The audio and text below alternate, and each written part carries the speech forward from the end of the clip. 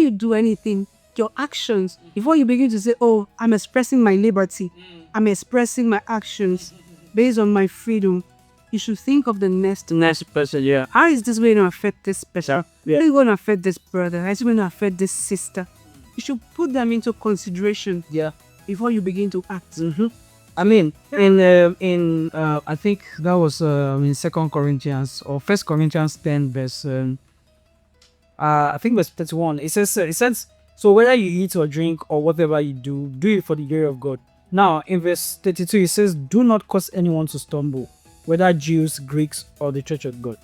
Do not cause anyone to stumble. So if you're dressing as a lady, it's gonna cause someone to stumble in your church.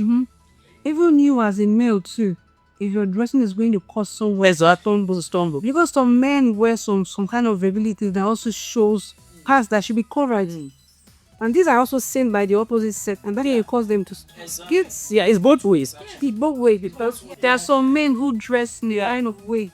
Yes, that also causes the opposite sex to stumble. Actually, talking about this, let's not even base it around just wearing things that make one begin to lust.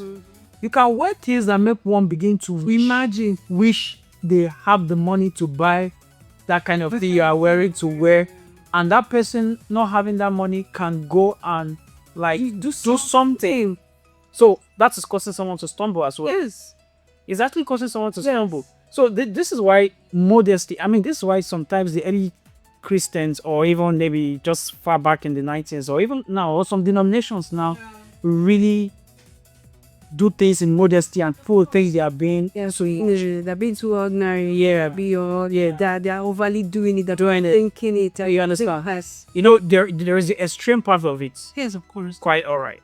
But sometimes, you know, there's this saying that Jesus said, if your eye, why you cause it to face, better you remove it. It's better you enter the kingdom of God with one eye than use your two eye and still not be in the kingdom of God. So I think this is why some of Christians we sit in some denominations, or some Christians in those school, went to the extreme to say, you know what, we will completely call it off, even though that doesn't necessarily equate to righteousness. Yes, because that's the thing. Because many people will say, okay, now that you're saying that I don't wear this, don't wear that, do this, do you now mean that those people who are wearing clothes that's covering their body from head to toe, they are more righteous? No, certainly not. So that's not what we are saying. It's more of the culture that is driven. Yes. Now we are saying, okay, church should not police. They should not strictly put you, but they should still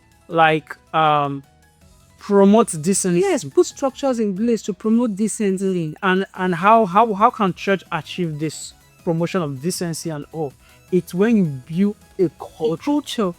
Make it a culture, make it a norm. Like, there are some churches, they are known for particular things. Yes. That is their way of life. That is how they be. Once you see their main man, you know that this person belongs to this church. In fact, you cannot mistake them for another denomination, that this person belongs to this person. That is how it should be.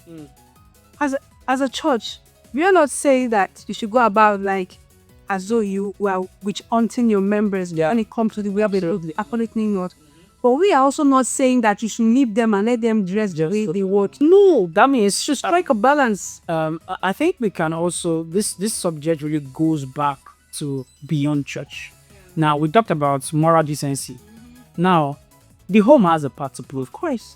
And the church only actually steps in most times where the home fails. Yeah. You understand? So, first of all, if one, that's why the home is very important. The devil is also really after destroying home and making sure there are no homes like people just So, but if one comes from a decent home, and you have been raised in the right, let's even assume you are not even a Christian, or your parents are not Christians or something like that.